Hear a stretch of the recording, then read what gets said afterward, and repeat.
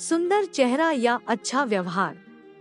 किसी शहर में एक दिन एक महात्मा प्रवचन देने के लिए आए थे। उस महात्मा का प्रवचन सुनने के लिए काफी सारे लोगों की भीड़ जमा हुई थी। इतनी भीड़ में से महात्मा ने एक आदमी को खड़ा किया और उन्हें आगे बुलाया। महात्मा ने उस आदमी से कहा कि मैं आपसे 2 सवाल पूछूंगा, आप मुझे सच सच बताना, जो भी आप सोचते हो वैसा ही मुझे बताना। उस आदमी ने कहा, जी महाराज, मैं आपको सच ही बताऊंगा। उस महात्मा ने उससे पहला सवाल ये पूछा कि अगर कोई सुंदर लड़की बाजार में आपको दिखे तो क्या आप उसे पलट कर देखेंगे?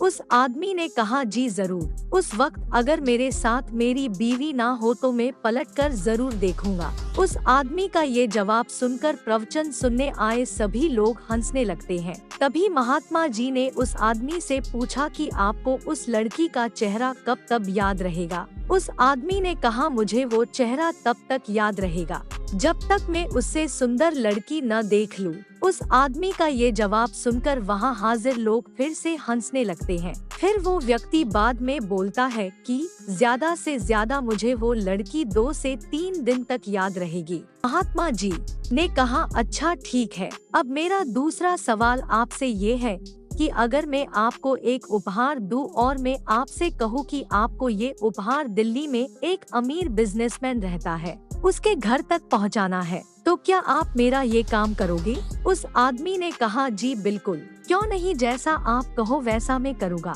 तभी महात्मा ने कहा, आप वहाँ उसके घर पर जाते हो, बाहर एक गार्ड आपके लिए खड़ा होगा, वो अंदर जाके अपने मालिक से आपके बारे में बताएगा।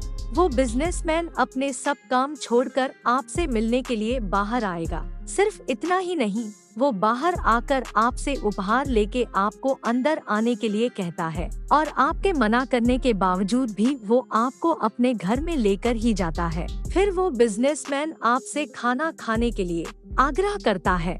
आपके मना करने के बावजूद भी वो आपको खाना खाने के लिए मनाता है। आपके लिए अलग अलग कई सारे पकवान बनाए जाते हैं और आपको खिलाया जाता है। फिर आप अंत में घर जाने के लिए आज्ञा लेते हो। वो बिजनेसमैन आपको छोड़ने के लिए अपने ड्राइवर को साथ में भेजता है। आप बहुत खुश हो जाते हो।